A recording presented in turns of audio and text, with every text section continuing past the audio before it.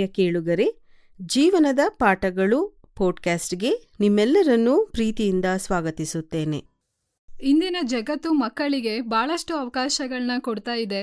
ಉತ್ತಮ ಶಿಕ್ಷಣ, ತಂತ್ರಜ್ಞಾನ, ಮೊಬೈಲ್, ಇಂಟರ್ನೆಟ್, ಜಾಗತಿಕ ಸಂಪರ್ಕ ಎಲ್ಲವೂ ಇದೆ. ಆದರೆ ಒಂದು ಪ್ರಶ್ನೆ ನಮ್ಮ ಮುಂದೆ ಬಂದು ನಿಲ್ತದೆ. ನಾವು ಮಕ್ಕಳಿಗೆ ಸೌಲಭ್ಯಗಳನ್ನ ಕೊಡ್ತಾ ಇದ್ದೀವಾ ಅಥವಾ ಮೌಲ್ಯಗಳನ್ನ ಕೊಡ್ತಾ ಇದ್ದೇವಾ ಎಂಬುದಾಗಿ. ಇಂದು ಹಲವರು ಹೆಮ್ಮೆಯಿಂದ ಹೀಗೆ ಹೇಳ್ತಾರೆ, ನನ್ನ ಮಗ ತುಂಬ ಸ್ಮಾರ್ಟ್, ನನ್ನ ಮಗ ಚೆನ್ನಾಗಿ ಮಾತಾಡ್ತಾನೆ, ನನ್ನ ಮಗ ಫಸ್ಟ್ ರ್ಯಾಂಕ್. ಆದರೆ ಕೇಳಬೇಕಾದಂಥ ಮತ್ತೊಂದು ಪ್ರಶ್ನೆ ಇದೆ, ನನ್ನ ಮಗ ಸತ್ಯವಂತನೇ, ನನ್ನ ಮಗನಿಗೆ ಕರುಣೆ ಇದೆಯಾ, ನನ್ನ ಮಗ ತಪ್ಪು ಮಾಡಿದರೆ ಒಪ್ಪಿಕೊಳ್ಳುವಂಥ ಧೈರ್ಯ ಇದೆಯಾ ಎಂಬುದಾಗಿ. ಫ್ರೆಂಡ್ಸ್, ಮೌಲ್ಯಗಳು ಅನ್ನುವಂಥದ್ದು ಪುಸ್ತಕದಲ್ಲಿ ಓದುವಂಥ ವಿಷಯ ಅಲ್ಲ. ಅವು ಮನೆಯೊಳಗೆ ದಿನನಿತ್ಯದ ಬದುಕಿನಲ್ಲಿ ಪೋಷಕರ ನಡೆನುಡಿಯಲ್ಲಿ ರೂಪುಗೊಳ್ತವೆ. ಮಕ್ಕಳನ್ನು ಬೆಳೆಸುವಂಥದ್ದು ಅಂದರೆ ಅವರಿಗೆ ಬದುಕು ಕೊಡುವುದು ಮಾತ್ರ ಅಲ್ಲ, ಬದುಕನ್ನು ಹೇಗೆ ಬದುಕಬೇಕನ್ನುವಂಥದ್ದನ್ನು ಕಲಿಸುವುದು. ಮೌಲ್ಯಗಳನ್ನ ಹೇಗೆ ಬೆಳೆಸ್ಬೇಕಂತ ನೋಡೋಣ. ಮೊದಲನೇದಾಗಿ ಪೋಷಕರು ಮೊದಲ ಪಾಠ ಪುಸ್ತಕ. ಮಕ್ಕಳು ಹೆಚ್ಚು ಕೇಳೋದಿಲ್ಲ, ಅವರು ಹೆಚ್ಚು ನೋಡ್ತಾರೆ. ನಾವು ಸುಳ್ಳು ಹೇಳ್ಬೇಡ ಅಂತ ಹೇಳಿದರೆ ಮಗು ಗೊಂದಲದಲ್ಲಿರ್ತದೆ. ನಾವು ಕೋಪದಿಂದ ಮಾತಾಡಿ ಶಾಂತವಾಗಿರು ಅಂತ ಹೇಳಿದರೆ ಮಗು ಆ ಶಾಂತಿಯನ್ನು ಕಲಿಯೋದಿಲ್ಲ. ಹಾಗಾಗಿ ಮೌಲ್ಯಗಳು ಉಪದೇಶದಿಂದಲ್ಲ, ಮಾದರಿಯಿಂದ ಬರ್ತವೆ. ಎರಡನೇದಾಗಿ ಮೌಲ್ಯಾಧಾರಿತ ಶಿಸ್ತು. ಹಳೆಯ ಕಾಲದಲ್ಲಿ ಶಿಸ್ತು ಅಂದರೆ ಭಯ. ಇವತ್ತು ನಮಗೆ ತಿಳಿದಿದೆ, ಭಯದಿಂದ ಬೆಳೆದಂಥ ಮಗು ವಿದ್ಯಾನಾಗಬಹುದು, ಆದರೆ ಒಳಗಿನಿಂದ ಬಲಿಷ್ಠನಾಗೋದಿಲ್ಲ. ಮೌಲ್ಯಾಧಾರಿತ ಶಿಸ್ತು ಅಂತ ಹೇಳಿದರೆ ತಪ್ಪು ಮಾಡಿದಾಗ ಹೊಡೆಯೋದಲ್ಲ, ತಪ್ಪಿನ ಪರಿಣಾಮವನ್ನು ಅರ್ಥ ಮಾಡಿಸುವಂಥದ್ದು. ನೀನು ಕೆಟ್ಟವನು ಅನ್ನೋದಲ್ಲ, ಈ ಕೆಲಸ ತಪ್ಪಾಗಿದೆ ಅಂತ ಹೇಳುವಂಥದ್ದು. ಮೂರನೇದಾಗಿ ಮಾತಿಗಿಂತ ಸಮಯ ಮುಖ್ಯ. ಬಹಳ ಪೋಷಕರು ಹೇಳ್ತಾರೆ, ನಾವು ಮಕ್ಕಳಿಗಾಗಿ ಎಲ್ಲವನ್ನ ಮಾಡ್ತೀವಿ. ಆದರೆ ಪ್ರಶ್ನೆ ಇದು, ನಾವು ಮಕ್ಕಳ ಜೊತೆಗೆ ಎಷ್ಟು ಸಮಯವನ್ನು ಕಳೀತಾ ಇದ್ದೇವೆ? ಮಗು ಕೇಳ್ತದೆ, ನನ್ನ ಜೊತೆ ಕುಳಿತು ಮಾತನಾಡುವವರು ಯಾರಿದ್ದಾರೆ ಅಂತ ಹೇಳಿ. ಸಮಯವೇ ಮೌಲ್ಯ ಕಲಿಸುವಂಥ ಶ್ರೇಷ್ಠ ಸಾಧನ.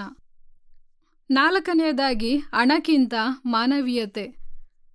ಮಕ್ಕಳಿಗೆ ನಾವು ಏನು ಹೇಳ್ಬೇಕಂತ ಹೇಳಿದರೆ, ಗೆಲ್ಲುವುದು ಮುಖ್ಯ ಆದರೆ ನ್ಯಾಯವಾಗಿ, ಯಶಸ್ಸು ಮುಖ್ಯ ಆದರೆ ಮಾನವೀಯತೆಯೊಂದಿಗೆ, ಹಣ ಬೇಕು ಆದರೆ ಹೃದಯ ಕಳೆದುಕೊಂಡು ಅಲ್ಲ ಅನ್ನುವಂಥ ವಿಷಯಗಳನ್ನ ಮಕ್ಕಳಿಗೆ ನಾವು ಕಲಿಸ್ಕೊಡ್ಬೇಕು.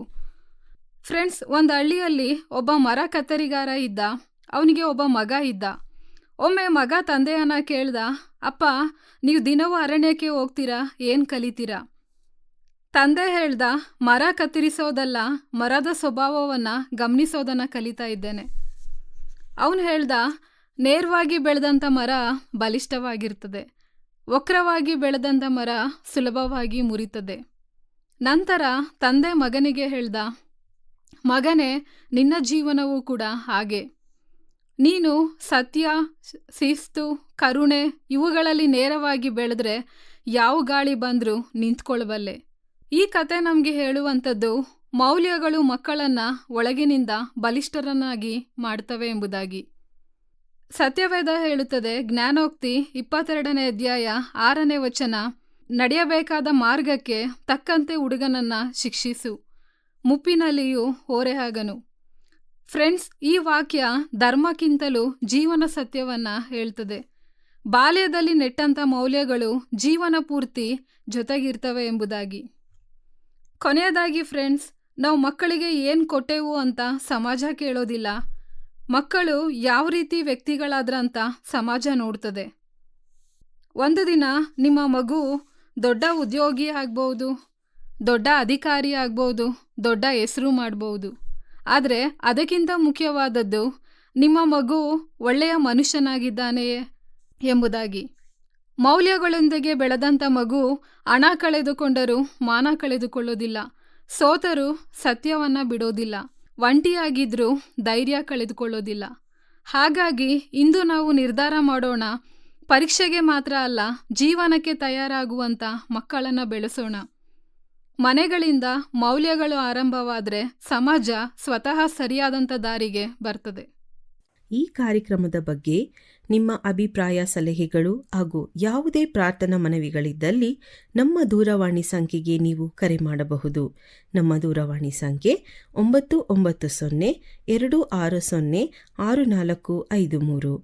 ನಿಮ್ಮ ಅಭಿಪ್ರಾಯಗಳನ್ನು ಇಮೇಲ್ ಮೂಲಕವೂ ನಮಗೆ ತಿಳಿಸಬಹುದು. ನಮ್ಮ ಇಮೇಲ್ ID info@fibaonline.org. ವಂದನೆಗಳು.